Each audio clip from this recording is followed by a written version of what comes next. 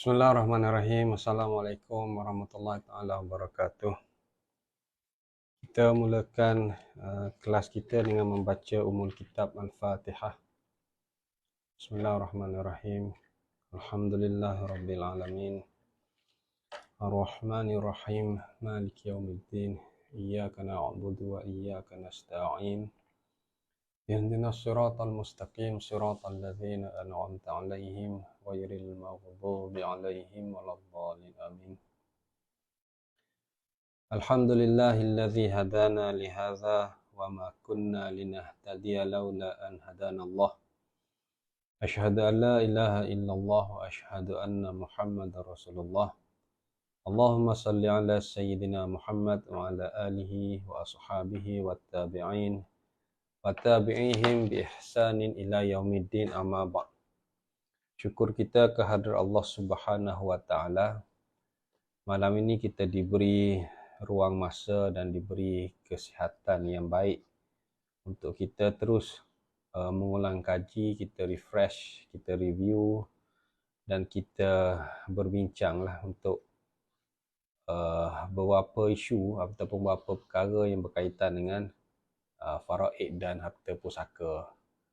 Bagi mereka yang baru mengikuti kelas saya ni adalah secara tentatifnya dijadualkan setiap minggu.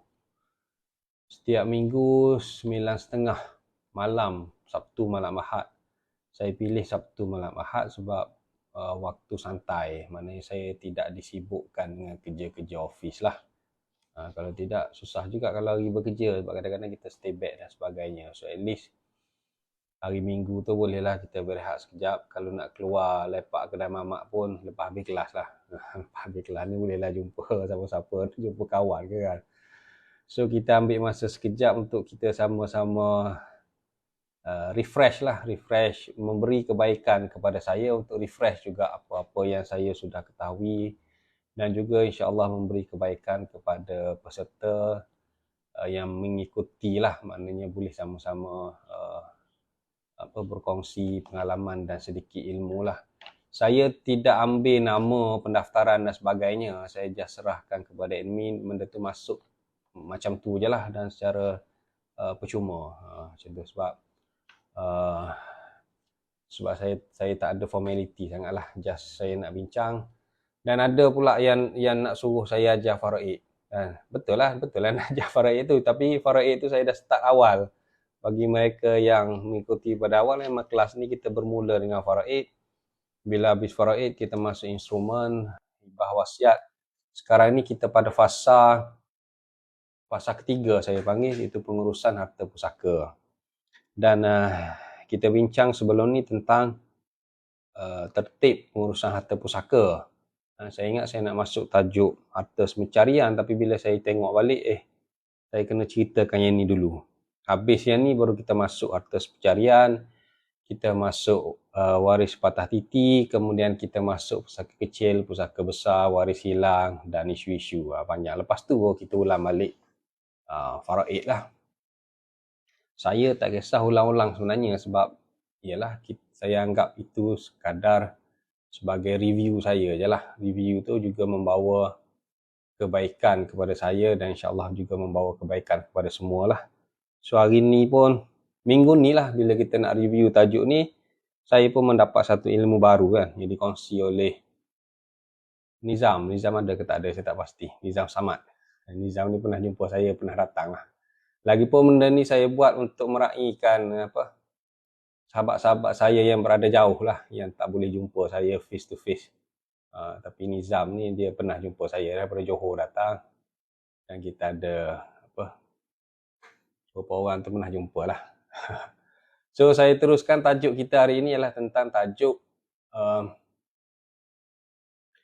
kita kata kita nak bincangkan tentang menentukan sama ada sesuatu harta itu adalah harta pusaka ataupun bukan. Penentuan sama ada sesuatu harta yang ditinggalkan oleh si mati itu harta pusaka ataupun bukan. Kalau zaman dulu, dia memang mudah je lah. Harta pusaka ni harta yang ditinggalkan oleh si mati. Kalau harta dia pinjam, kita return balik. Kalau harta yang dia sudah jual, kita bagi kepada pembeli. Harta yang dia sudah hibah, bagi kepada penerima hibah. Settle. Tapi zaman sekarang, zaman moden, kita kata status harta itu menjadi satu perbahasan dan kadang-kadang menimbulkan kekeliruan. Menimbulkan kekeliruan yang menyebabkan kita uruskan dulu jenazah tu, sama ada dengan khairat kematian ataupun apa, settle tu dan kita decide. Kita kena faham mana pusaka, mana bukan pusaka. Sebab sekarang moden, dia punya kita panggil apa, konsep harta itu pun macam-macam yang menyebabkan kita confused. Dan untuk menentukan sama ada sesuatu harta itu pusaka ataupun bukan pusaka, dia punya bidang kuasa ialah di mahkamah syariah.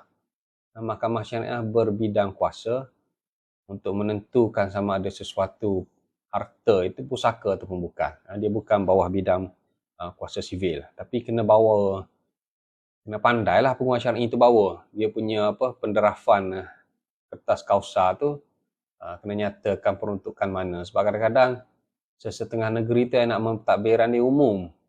Saya takut ada defendant.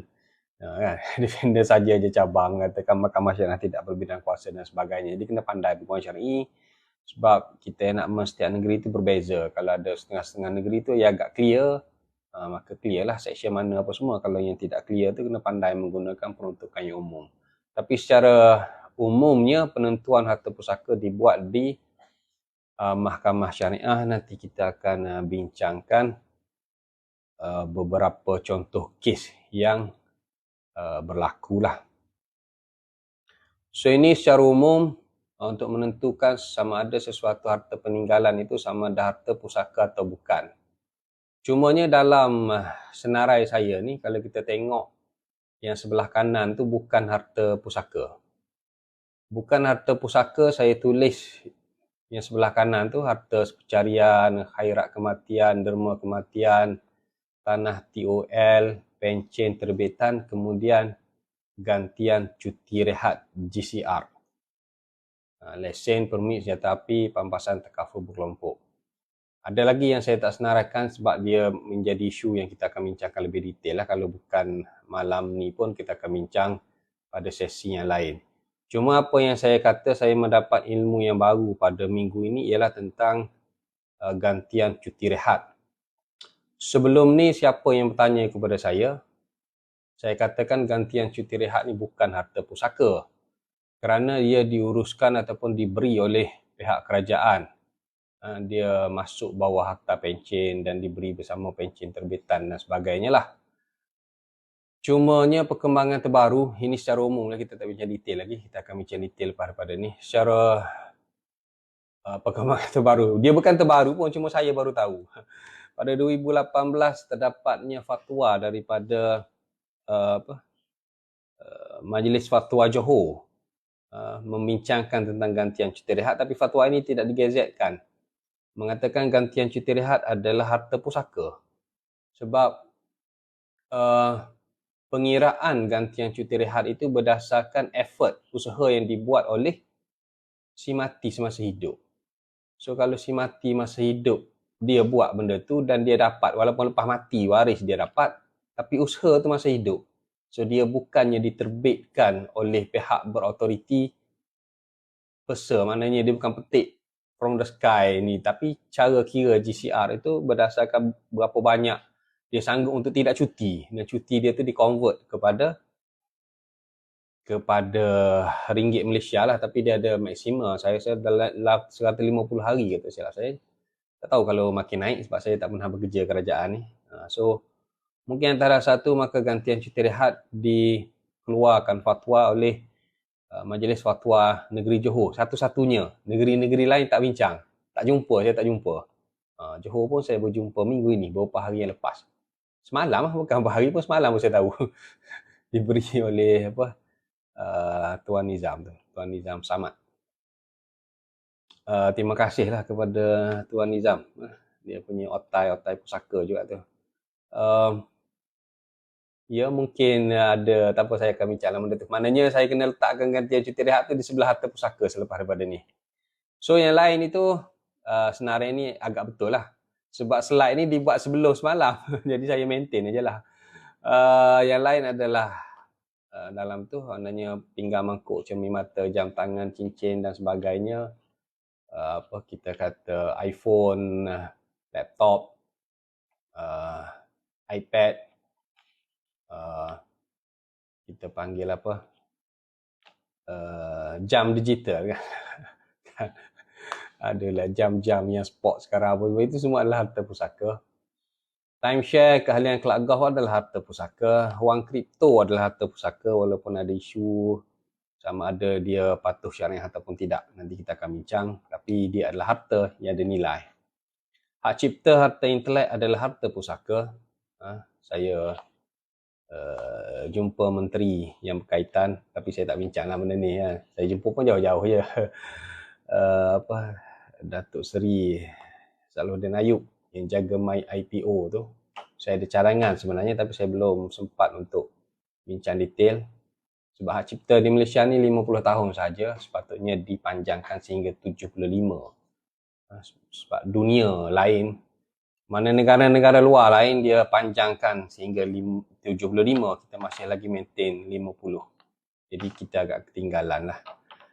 E-wallet, wang digital adalah harta pusaka, binatang ternakan adalah harta pusaka dan kita akan bincang beberapa perkara yang menjadi isu, contohnya ex gratia, contohnya isu akaun simpanan bersama, akaun bersama di dalam wang simpanan dan lagi isu tentang kita kata pampasan insurans dan pampasan takaful. So tak apa, kita tengok satu persatu, kita tidak perlu hari, kita just relax-relax aja dan kita layan aja. Definisi harta pusaka ni adalah sesuatu yang ditinggalkan oleh si mati, sesuatu yang berharga lah, bukan sesuatu yang tidak berharga. Kita tambah sikit, sesuatu yang ada nilai yang ditinggalkan oleh si mati, sama ada dia dalam bentuk jenis harta itu sendiri ataupun hak dia ataupun manfaat. Semua benda tu semua ada nilai dan yang ditinggalkan. Sebab tu setengah-setengah tu dia guna istilah harta peninggalan. Harta peninggalan. Dia bukan harta pusaka. Sebab harta pusaka tu harta yang sudah pun bersih setelah dibayar hutang, dibayar harta pencarian dan dilaksanakan wasiat, baru jadi pusaka. Yang dia tinggal tu harta peninggalan. Macam tu. So lebih tepat harta peninggalan kot, definisi harta peninggalan. Banyak yang saya kena baiki kat lain. So apa saja yang ditinggalkan yang ada nilai, maka ia adalah harta peninggalan, sama ada dia nilai yang kecil ataupun nilai yang besar. So mesti kena settlekan secara perbincangan lah. Sebab kadang-kadang nilai tu kita rasa je kecil, rupanya besar. Kita ingatkan jam dinding tu murah je, tapi rupanya jam dinding antik yang ditinggalkan oleh arwah kan. Kalaulah benda tu personal dia lah. So itu adalah harta pusaka lah. So kenapa perbincangan ini penting? Perbincangan ini penting kerana kalaulah dia harta pusaka, maka ia tertakluk kepada faraid. Kalau dia bukan harta pusaka, maka ia dikecualikan ataupun dia tidak perlu diagihkan secara faraid. Kan?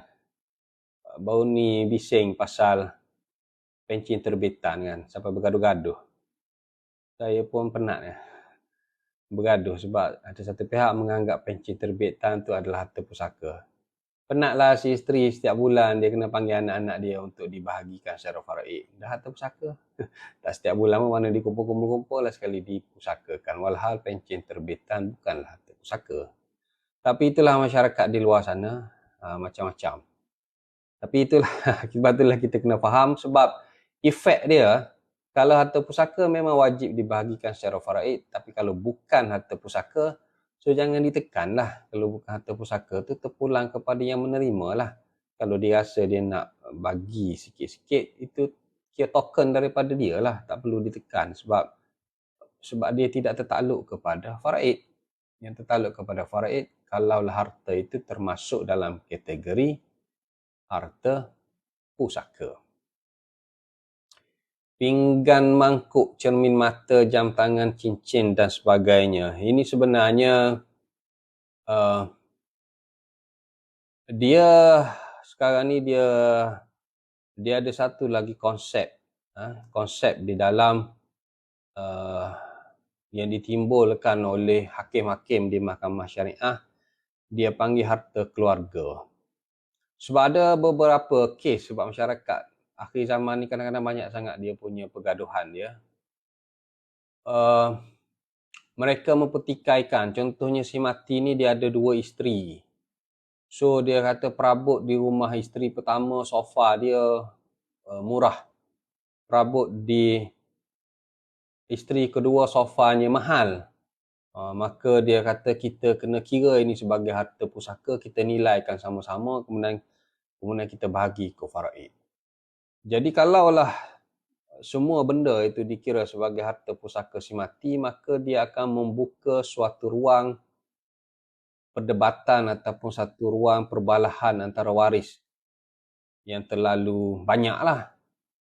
Kata tadi semua harta pusaka, so semua harta pusaka lah. Dia punya TV, dia punya peti sejuk, mesin basuh, pinggan mangkuk, cermin mata, jam tangan, cincin, iPhone, laptop, iPad, tablet dan sebagainya, semua jadi harta pusaka dengan pennya, dengan apa.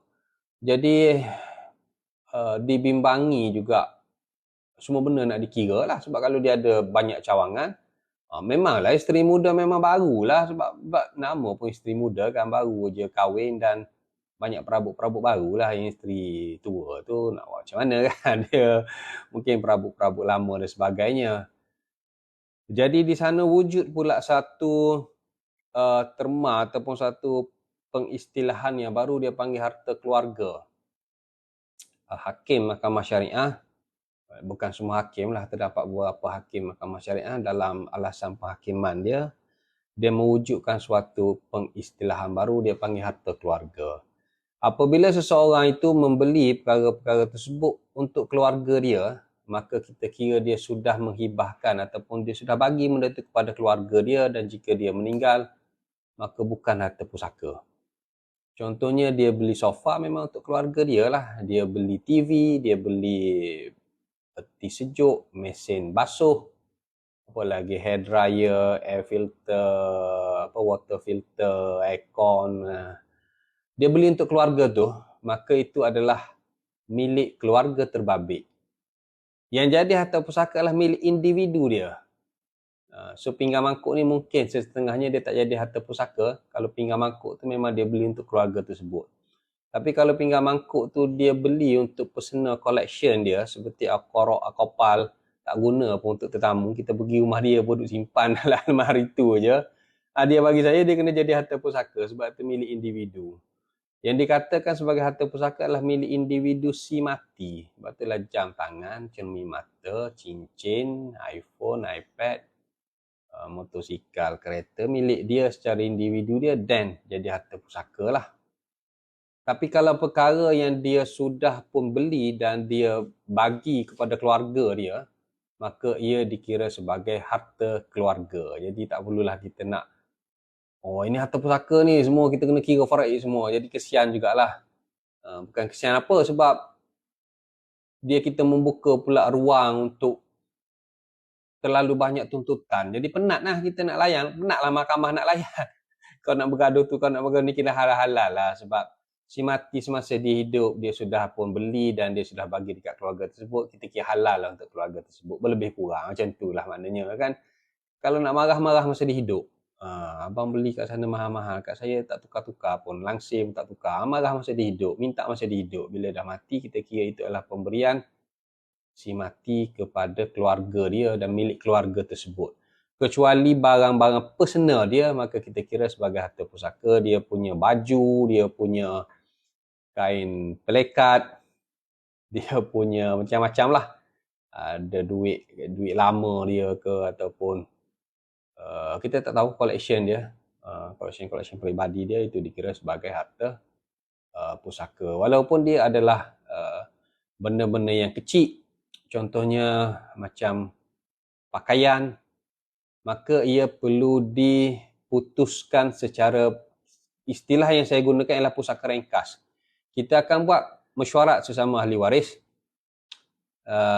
dan ahli waris diterangkan mungkin masa tu kita akan cerita dalam khutbah pusaka bla bla bla bla. Kalau ikutkan Samsudin Kadir, khutbah pusaka kena buat dalam masa 48 jam selepas meninggal. Itu bid'ah baik yang dia buat lah. Mana satu KPI baru yang dia buat. Maknanya kalau boleh dia nak dibacakan khutbah pusaka tu dalam masa 48 jam, dan dia keluarkan buku yang bertajuk khutbah pusaka. Benda yang kecil-kecil ni kita boleh selesaikan teruslah. Maknanya mungkin dalam 48 jam yang dikatakan tadi, maknanya secepat yang mungkin kita boleh panggil waris-waris, kita terangkan hak waris-waris dari segi faraidnya macam mana, dan kita putuskan teruslah ni macam mana ni, pennya, jam tangan apa semua ini, baju-baju. So mungkin ada waris-waris dia nak lah, so saya minta pen ini diberikan kepada saya sebagai kenangan saya.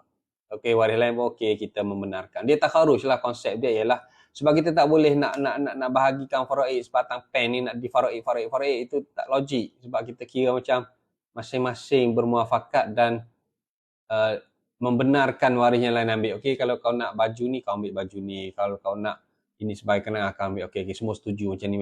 Yang lain tu kita bagi dekat mak lah, isteri si mati. Pandai-pandai lah mak. Mak nak bagi bandel ke, mak nak jual ke, mak nak bagi dekat kawan-kawan arwah ke, macam mana. Macam itulah. So dibahagikan. Sebab benda tu kalaulah tak dibincangkan, dibimbangi, adanya salah faham dan akhirnya ada yang tersinggung. Aku ingatkan simpan lagi, rupanya dah bagi, apa pasal tak bincang. Jadi bincang dulu, kok ada benda-benda yang ada nilai-nilai kenangan, itu ada waris yang nak. Dan semua orang rasa tak nak, dia setuju bagi kat situ, bagilah kat situ. Kalau setengah-setengah tu yang ada nilai, kerana ada nilai antik apa semua, kalau tidak boleh permufakatan, mungkin boleh dijual lah. Setengah-setengah baju bandar yang mungkin puluhan tahun, mungkin nilainya juga puluhan ribu. Kan? So, dia ada benda-benda macam tu. Dan boleh diputuskan secara takharus. Takharus ni maknanya sesetengah waris melepaskan hak dan setengah waris menerima hak. So diputuskan secara muafakat dan kita nak elakkan daripada waris tersinggung, dan supaya benda tu juga tidak dibazirkan, tidak disimpan, dan akhirnya kalau disimpan dia akan jadi sampah juga at the end. So diputuskan dengan cara yang baiklah, sebab dia juga lah harta pusaka walaupun dia kecil. Sebab dia tidak perlu dibuat surat kuasa apa semua, sebab benda tu boleh diagihkan dan boleh diputuskan sesama waris. Tapi dia harta pusaka sebab dia ada nilai. Kadang-kadang adanya wang lama, wang kertas lama contohnya. So kalau perlu dijual lah kepada koleksi yang pegang wang kertas lama. So wang kertas lama pun macam-macam. Kalau yang RM1 yang ditandatangani, panggil apa, Aisyah, tanda tangan Aisyah. Sebenarnya bukan tanda tangan Aisyah, tanda tangan Gubernur Bank Negara yang sekejap. Kalau tanda tangan ZT tu tak apa laku sebab lama sangat dia jadi Gubernur Bank Negara. Orang lain tanda tangan Aisyah tu. Tanda tangan apa nama dia. So dia adalah, kalau orang kata ada nilai, kita boleh jual. Ada setengah-setengah kes yang saya handle mungkin koleksi keris, koleksi pedang, koleksi macam-macam koleksi si mati ni. So benda tu perlu bincang. Bincang mula-mula anak tu nak. Lepas tu mulalah keris tu ada perunggu ke apa, alamak mula tak nak. Lepas tu kena bincang kan. Kena bincang supaya siapa-siapa yang nak apa semua dia kena bertanggungjawab lah. Dia kata tak apa-apa, yang ni aku ambil, tak apalah, kalau ada apa-apa yang datang aku mungkin dia boleh buang. Apa saya tahu macam-macam. Kadang-kadang keris pusaka kan. Bergantung kepada kes by case basis lah. Tapi itu ditinggalkan oleh si mati, maka harta pusaka. Tetapi kalaulah harta yang ditinggalkan oleh si mati itu contohnya jangka hayat dia terlalu pendek, expired dia beli nasi lemak, kemudian accident selepas beli nasi lemak. So nasi lemak tu adakah dikira sebagai harta pusaka? Oh, kita tak boleh makan nasi lemak ni sebab harta pusaka. Kita kena mesyuarat dulu. Tak sempat nak mesyuarat, memang basi nasi lemak tersebut. So kalau benda-benda yang macam tu, yang nilai dia terlalu rendah dan benda tu akan apa, kita panggil dia akan lupus benda tu dalam masa yang singkat, maka kita tidak kira dia sebagai pusaka lah. Kita kira benda tu perlu dimanfaatkan dan dia sudah beli. Contoh nasi lemak tadi, dia sudah beli dan dia sudah niatkan untuk ahli keluarga dia makan. So makan aja lah nasi lemak tu, tak perlu nak difaroikkan sangat. Sebab benda tu dia akan habis macam tu je. Kan? Dia akan jadi basi je. Kan? Keluarga pun mungkin dah sedih lah sebab bapa dia dah meninggal aksiden motor kan. So ambil aja nasi lemak tu dan diberi je lah kepada siapa-siapa nak makan. Janganlah terlalu belajar faraid ni sehingga benda yang macam tu pun. Yalah betul lah sebab dia belajar faraid kan bagus lah. Dia kata, oh tak boleh ni harta pusaka ni sebab sebab nasi lemak dia kan. Harta dia. Betul lah. Betul dia satu segi harta pusaka tetapi realiti lah, biar praktikal lah juga kan, biar praktikal daripada benda tu jadi basi, makan aja lah siapa-siapa nak makan, sebab dia sudah beli tu pun untuk diberi makan, bukannya untuk dia simpan sampai ke sudah kan. Ada juga yang sampai ke situ lah, baguslah satu segi kan, sebab dia belajar faraid kan, dia jadi berhati-hati supaya tidak termakan harta batil. Okey, itu harta pusaka. Seterusnya timeshare. Timeshare ni bermaksud entitlement bagi vacation ownership. Kalau di Malaysia ni timeshare yang saya tahunya contohnya ialah Berjaya Group, dia ada timeshare, Berjaya Vacation Club ataupun Palace Vacation Club, Palace of the Golden Horses tu dia ada Palace Vacation Club. Ataupun ada sebenarnya, tapi kadang-kadang ada yang scam. Ada yang scam, so berhati-hati kalau nak beli timeshare, make sure bukan scammer lah. Kalau vacation club yang bertaraf international tu kadang-kadang ada juga yang scammer lah. So yang di Malaysia ni, mana benda ni ada. So konsep dia ialah kita beli timeshare tadi untuk pemilik yang ada timeshare tadi, dia ada entitlement untuk pergi ke hotel-hotel yang dalam senarai timeshare tadi, Berjaya ke Palace ke tadi, dan dia boleh booking hotel tersebut secara percuma. Dia ada entitlement dia lah, dia ada gold ke platinum ke, mengikut membership dia. Contohnya 7 hari setahun atau 14 hari setahun. So dia boleh duduk di mana-mana hotel tu secara percuma. So contohnya dia beli selalunya dalam tempoh masa yang panjang lah. Contohnya dia beli untuk 20 tahun. So dalam 20 tahun tu setiap tahun dia ada 7 hari. So dia boleh pergi percuma. Sebab dia beli tu kalau dia nak pergi hotel tu 7 hari setahun tu, kalau kira kalau 1,000 semalaman atau 500 semalaman, mahal lah untuk 20 tahun. Jadi dia beli lamsam. Dia panggil membership. Vacation club lah. Dia panggil timeshare lah dari sudut istilah dia panggil timeshare. So sekiranya timeshare dia contohnya sehingga 2030. So dia meninggal tahun 2020. So masih lagi ada berbaki 10 tahun. So 10 tahun tersebut dia boleh jual sebenarnya.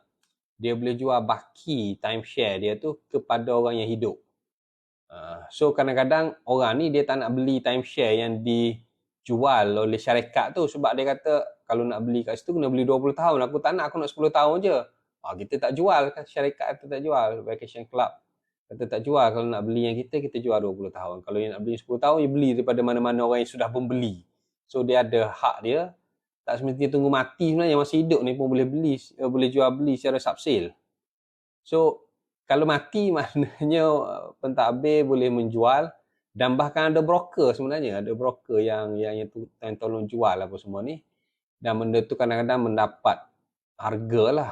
Maknanya ada setengah orang tu dia nak beli yang macam ni lah sebab dia nak sikit je. Dia nak sikit je dan dia nak pada harga yang dia nak lah, sebab kadang-kadang nilaian dia boleh mencecah RM20,000, RM30,000. Kalau 10 tahun mungkin RM10,000 saja. Macam tu.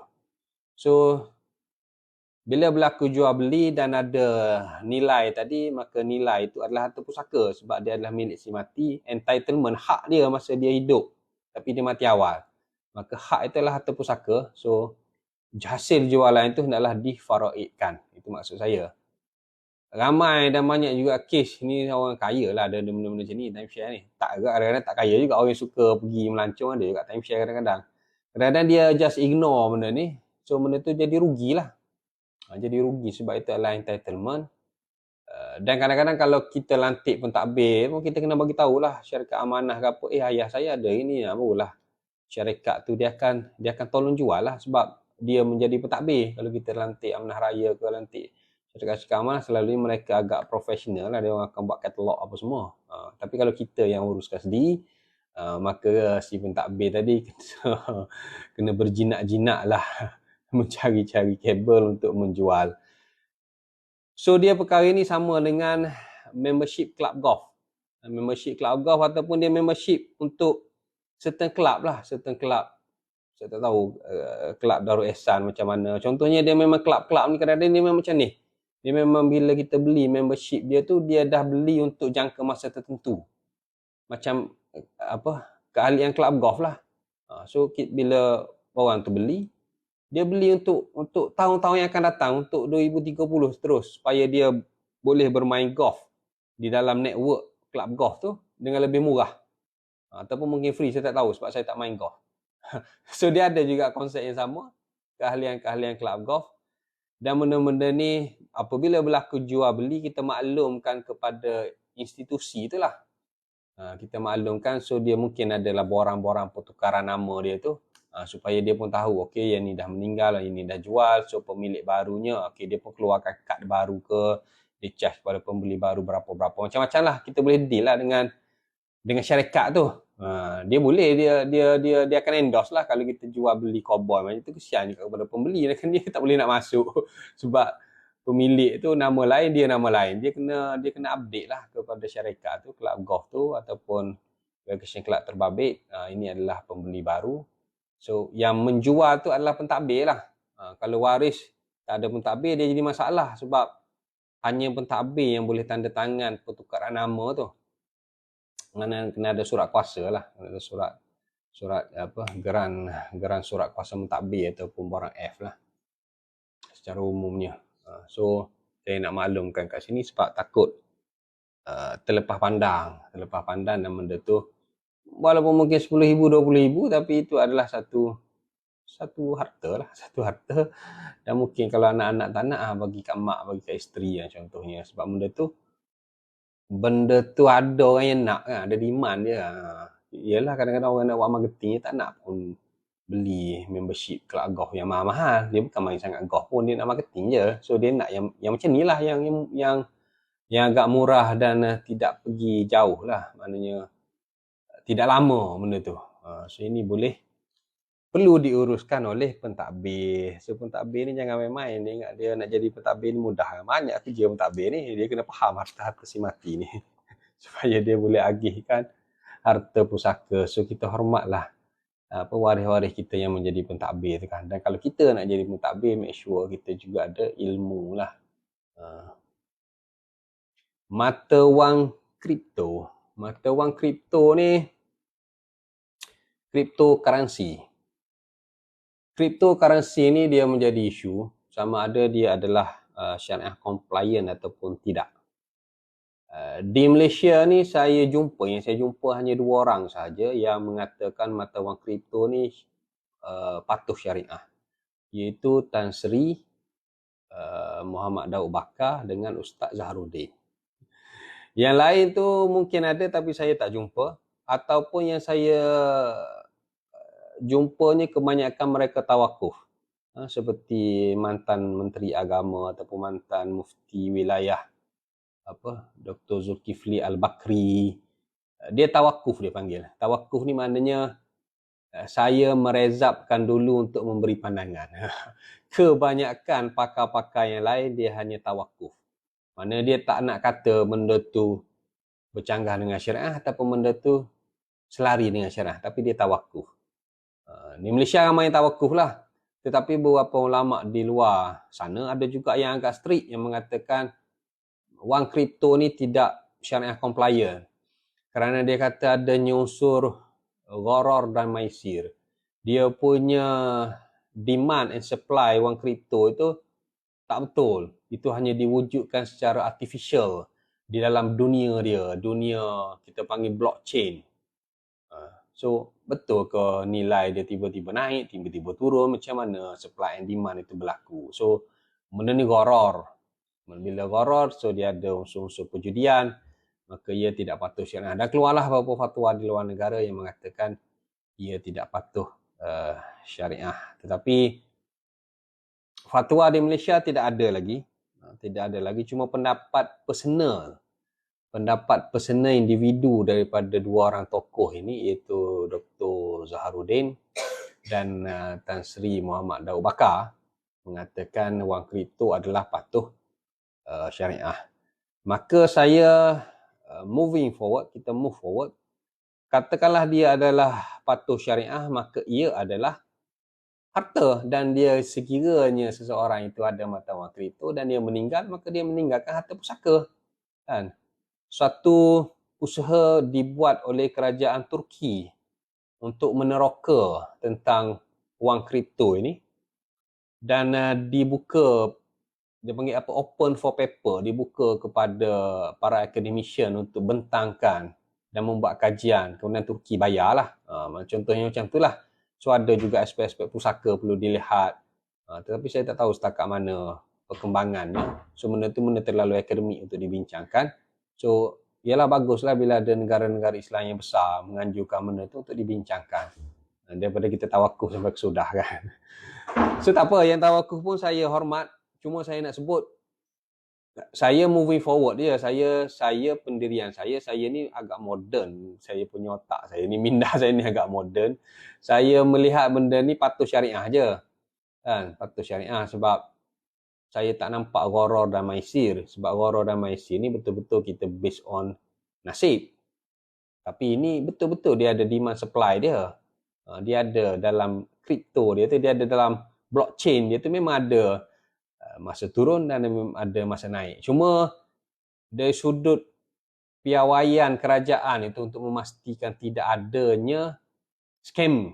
Sebab benda-benda macam ni mudah terjerumus kepada scammer. Jadi benda tu saja yang dibimbangi, tapi nak kata benda tu tidak patuh syariah for the whole tak kena juga, sebab dia ada nilai dia. Dan ialah kalau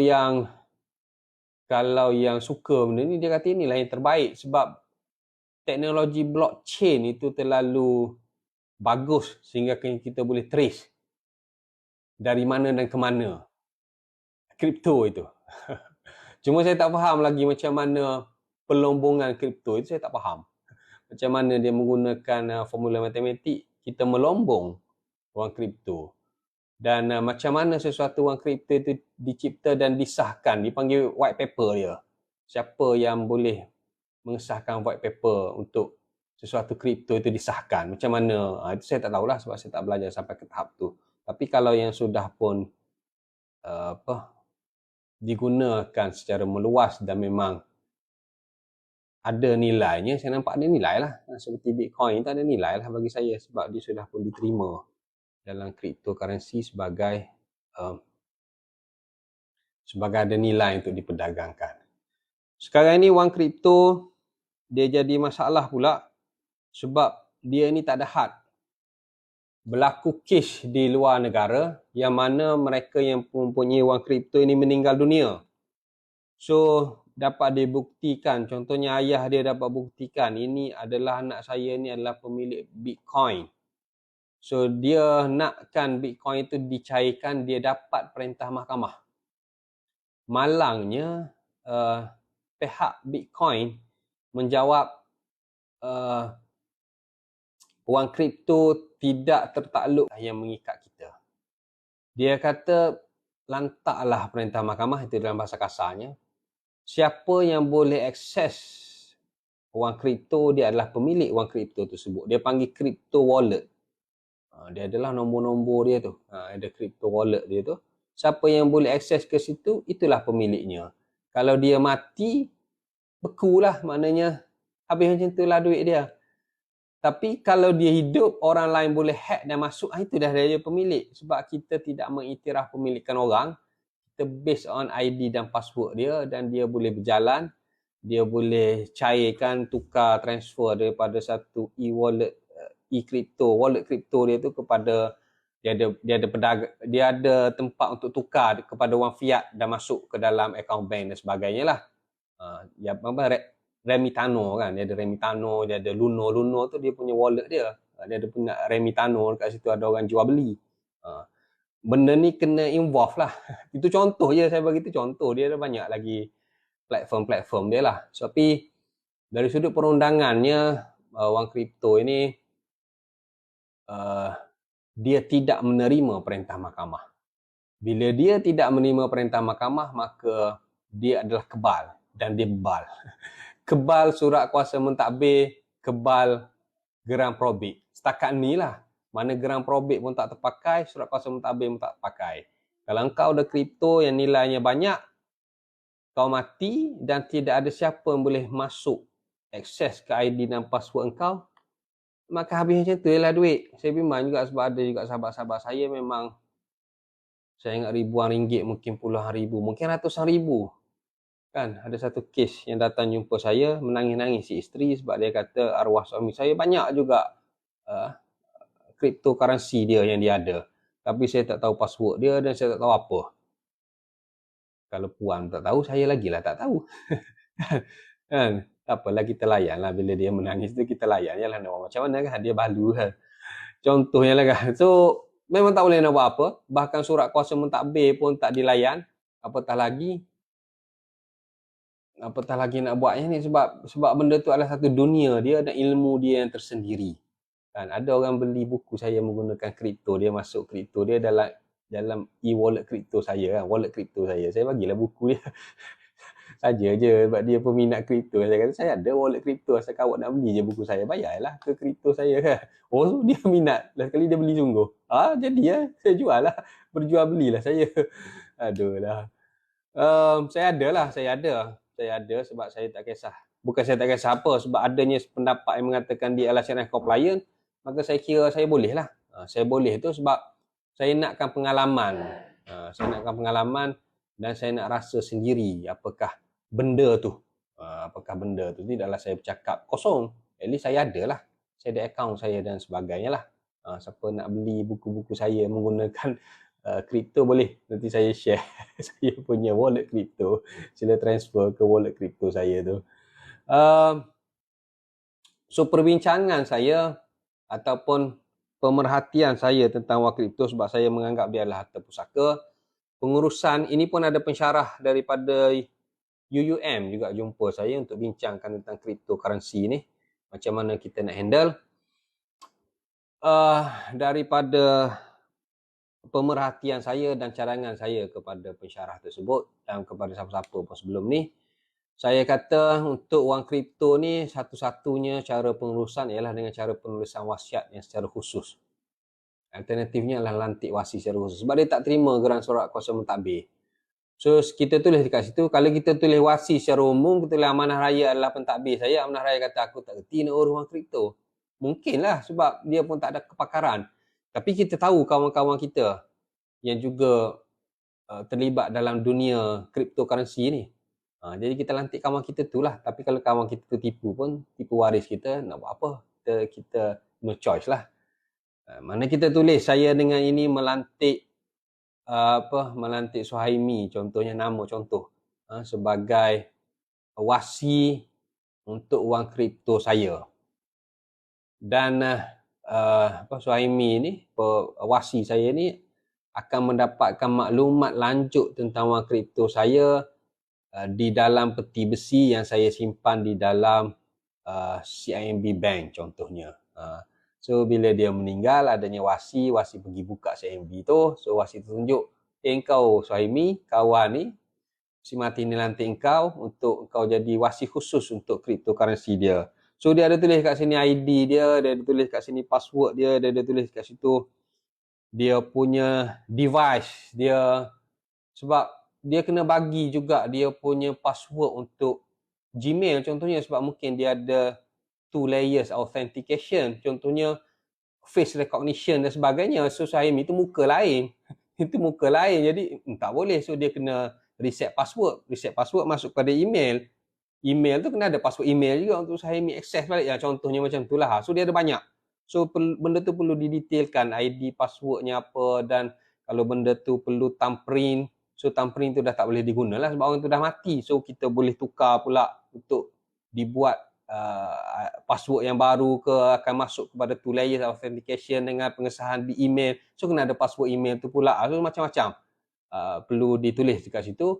Dia punya last sekali alamat crypto wallet tu dan supaya orang yang masuk kat situ dia boleh akses, kemudian dia boleh trade, dia jual dan dia transfer kepada akaun dia lah, kepada wang fiat dia ke akaun dia, dan dia boleh bagikan secara faraid lah. So tetapi dia jangan bagi tahu masih hidup juga, takutkan kawan pergi makan kawan pula, aduh banyak duit ke kripto kau kan. Tapi selalunya dia percaya sesama kawan yang terlibat di dalam kripto currency ini, supaya maklumat itu bagi saya akhirnya dapat diakses.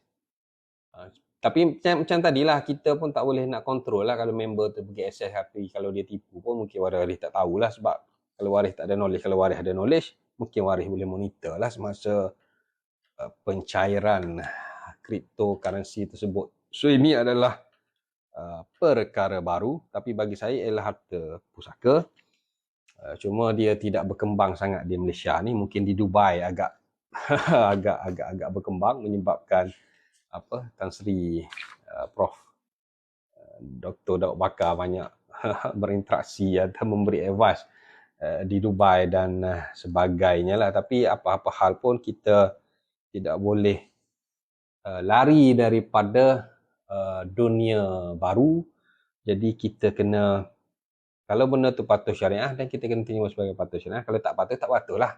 Tapi kena faham lah konsep dia, apakah gharar, apakah maisi, dan ni adakah gharar ataupun tidak. Dan kalau dia harta pusaka, bagi saya perlu diuruskan sebegitulah. Mungkin perlu dibuat satu kajian lebih detail lah, pensyarah-pensyarah, dan yang dibuat oleh UUM tu satu usaha yang baik lah. Saya ingat saya setakat tu sahaja untuk malam ini. Kita akan pergi kepada perbincangan harta-harta yang lain tentang hak cipta, harta intelek, beza wang kripto dengan e-wallet. E-wallet, Boost, Touch and Go e-wallet lain kan, PayPal apa semua lain, kripto lain.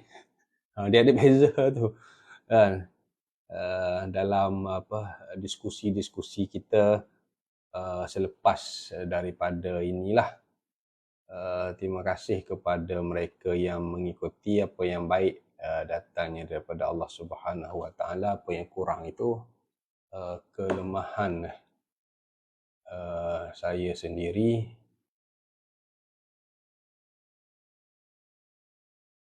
Kita tutup majlis kita dengan membaca tasbih kafarah dan surah Al-Asr. Subhanakallah.